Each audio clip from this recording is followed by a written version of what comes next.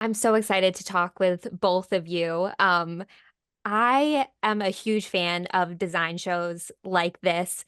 And when I saw that this was such a new concept, it made me even more excited. What about the show drew you to being not only a mentor, but a judge? I mean, for me, it's just human nature. It's something I've dedicated my entire career to, and it's important for me to now be a part of the new generation or just the new visionaries that are coming up, and also have the same dreams and passions that I did. And at the same time, it's always that kind of forward, paid forward effect to where it's anything that I've gone through in my career. It's amazing to share those experiences now and be the resource and the tool to be able to guide these designers in a direction where they really want to go. And also at the same time, on the judging side, it's being able to understand what we've gone through, what does the industry expect from us, and give that back in the most honest and authentic way. So it's kind of like hitting the contestants from every direction with knowledge, resources, but at the same time, raw experiences, truth, and being able to bring out the best in them. And I think people don't really know what goes into the costume design that an artist wears, that a creative director, choreographer like myself, when you say, I see the monster ball, what is that? You know? Yes. Thank Nicola Formichetti for understanding. I wanted to build a moving dress. I wanted to have a meat dress. We wanted to evolve the narrative, the story, the why. So I was so excited to be able to be a part of an innovative show that took you inside the touring aspect and the creativity that goes into it 360. So it's a 360-degree conversation, and costume design is driving us into that world. And it's such an incredible ride. I mean, we don't utilize models the way the ready to wear may utilize the models. We actually use dancers as models. So even the presentation is as exciting and as electrifying as a tour. So you get like a mini Dress My Tour experience every week. It's Yeah, great. and you mentioned about being innovative, and that's a big part of the show, mixing innovation with functionality. How is what is the key to striking a balance between the two? I think Marina will speak from a technical place, but as a director, as a storyteller, I always throw that on my costume designer, like, good luck. Yeah. This is what I see. This is why we see it.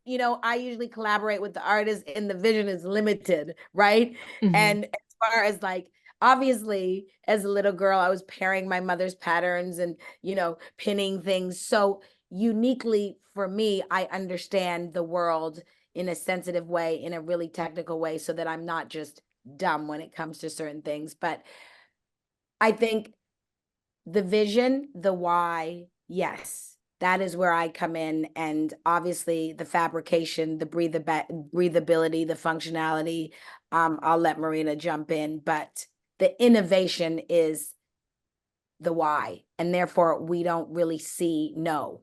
Mhm. And that's where Marina gets to jump in after I'm like, ah.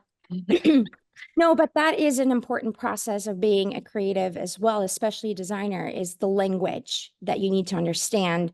How would I communicate with a creative director? How do I relate to the artist? And then at the same time, what does the show look like? Where are there quick changes? What needs to be done as far as being resourceful and also being strategic about your fabric choices? What undergarments can, support what you're designing with? Also, how far can you push the design to make sure the artist can move? And it's not just the artist, and you have a supporting background of the dancers, and everything has to look a cohesive unit. And then if you're lucky enough to build props and it falls on the costume designer, then the whole world has to make sense. So first it starts with a conversation, then you have to physically do the work of research and understand what you're working with. And of course, on our platforms and our stages, we might have a little bit more time than what our contestants were faced with. But at the same Or time, not. we're in situations where overnight things had to happen. And that is the reality of certain things, where at 9 o'clock at night, an artist decides to change how they're going to look, and you have till 8 a.m. to figure it out. So yes, there's like moments of reality that our contestants are faced with, as well as being able to work with what's in front of them. And I think that's important to understand, where are you a technical designer versus where are you going to design with intuition and make the best choices to be able to execute your vision. And it comes, like, again, we're a great match when it comes to those kind of steps and introducing our contestants to that world. But at the same time, we were also very lenient as far as letting their creativity shine and kind of putting their stamp and their mark on what was important and how they saw the artist. And then if our critiques were to follow, it was only just to better them to the next round, rather than completely skew their vision of what kind of artist they are or a designer they are. Yeah, and one thing that I noticed that was different in this show, I mean, there are multiple things, but one thing that I was really fascinated by was their access to stitchers. Overnight, they have seamstresses work on their pieces, and part of their success is being able to communicate that vision. And why is that not only important to their success on the show, but success throughout their entire careers? Well, I think as a director and obviously a writer of the experience, right? Mhm. There is a responsibility in actually communicating that and materializing that through the design. Mhm. That comes from the artist, the music, the why. So you can't just go on your own tangent either, right? And you have to be able to take direction in order to give it to your stitchers and stick to the plan. And in the first couple of episodes, the translation got lost very early. And the why was no longer cohesive. And I'll let Marina take it from there. But for me, what came out on the other side, I was like, okay, so that's an interesting translation. Did it get lost with you or the stitcher?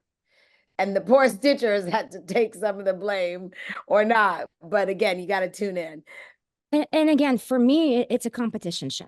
So you've got unique designers, unique backgrounds. Everybody comes from different experiences. And this was one of those things where you have to learn, you have to be able to execute your design. And what was so great about this is they did have to pattern this out. They did have to show us the artwork. They did have to explain the vision to us. And then from that point on, that's where you really see people's strengths and weaknesses as to like what happens when you do have a support system, which in real world does happen.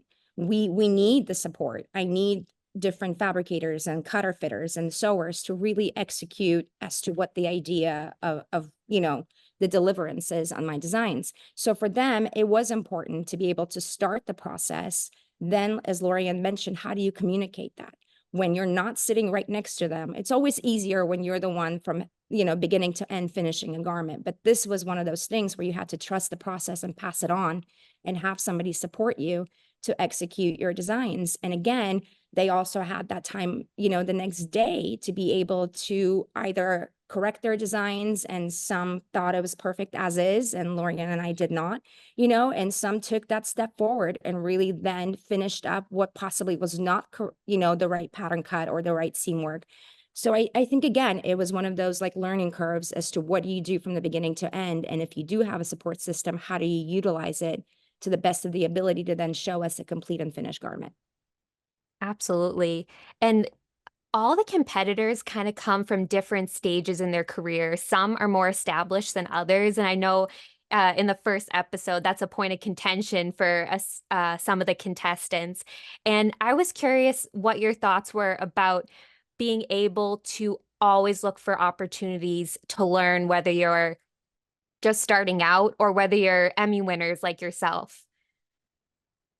Never underestimate an underdog, man. That's what I have to say. You never know what happens at any point of creativity. You can be the best of the best. And in that moment, in that challenge, something happens where your mind just locks on you and there's zero creativity, the passion is there, but you just cannot execute your design, versus somebody that's just starting out, is so hungry for it that it's a new level of passion and imagination and creativity that happens. So to us, we never saw that one is higher than the other. You know, it was never about the levels. It was about the work and about their creativity and who was able to really deliver and become different from the rest, you know, and how well did they understand the challenge and the musician that was with us that week. And from that point on, I think you judge based on that.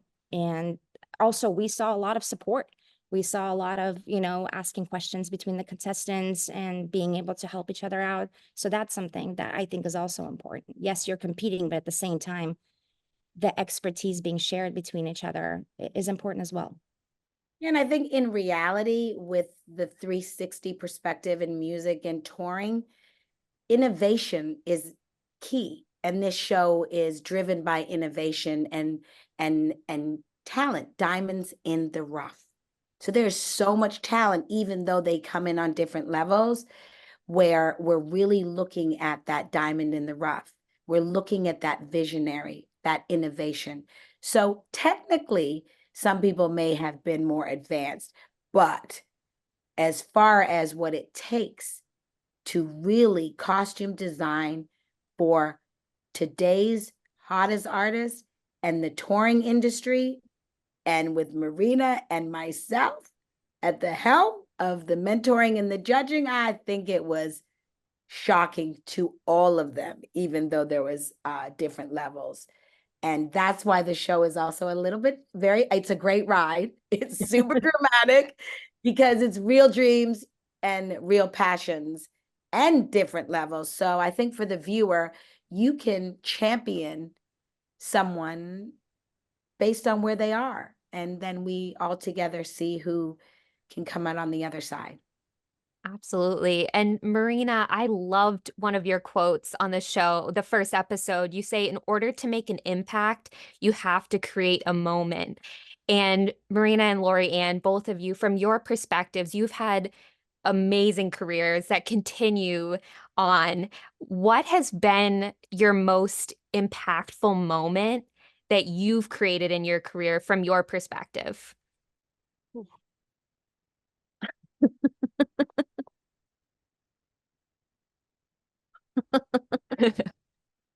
I know, I'm sure there's like so many, and they're like your babies I too. was like, I hate that question where they're like, what was the one moment? You're like, Yeah.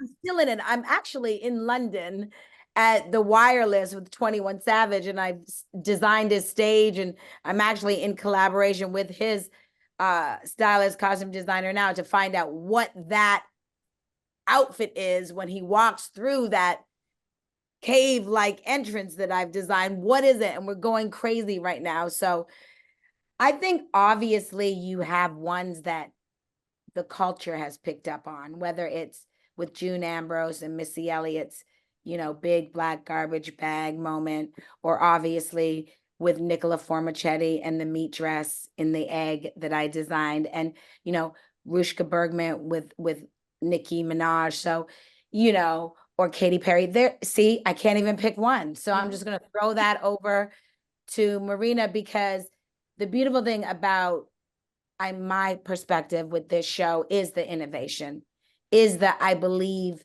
that there is always something unique that one of these designers can bring, that I am responsible to help them pull out that magic and help them understand their why, that maybe they're going to produce something that we haven't seen yet. So I don't have a one. Same. And I think what Laura, you just mentioned is very important. It's like, what becomes an impact socially? I think we might see our projects and our successes very differently as to what really does make an impact on the audience and the viewers. And for me, it really is difficult to pick one thing or the other, because I feel like as a designer alone, I've been able to pivot so many different ways in my career to where I feel like I've had an impact on so many different ways for me, you know, and constantly learning and constantly like evolving with the industry and like with the technology and the new ways of doing things, and constantly elevating my skill set. So then every project kind of becomes an impact on its own way because you're leaving your stamp and your unique way of doing things. And probably the most pride I have is like my designs are very authentic, like, you know, and that's probably my biggest impact, that no matter what, even though I'm inspired by so many, I've done so much research to understand where the history of design and fashion comes from. I've studied both. So I think it's like the impact is everlasting. It's who you work with, is where are you the right fit? And I think from there, like Laurie said, it does become a social impact, and it's something we have to just serve, you know, almost like a service, give back to the community and the audience and let them feel that impact. And that's where I'm the most proud of, is when those moments And you happen. know, I'm going to toot Marina's horn because I got to tell you, there is no researcher. I'm like, whenever I work with Marina and I'm like, girl, I know this vision is a bit me and whoever the artist is. And we come to her and she's like, I'll be back. You know, her level of research is phenomenal. And I think that people don't understand exactly what really happens in this process. And that's the great thing about Dress My Tour, is we really see a process and a newly exposed process. And, you know, I love us because we really do what we do in a really unique way, where every situation is different, but we're exposing you to that process that's never been exposed before. And we're pulling the curtain back and we're mentoring that talent, and they get to be mentored by the best of the best, like Marina and her jewels and her secrets, and like my muscle of, you know, how to maintain your individual, or just how to be a visionary and not, you know, have to feel like you have to do it like somebody else just did it. So it's a great ride and it's innovative. And I just wanted to toot that horn, Marine Skis, because girl, you guys are in for something. Buckle up. Those 11 contestants they hit the ground running on a roller coaster ride day one.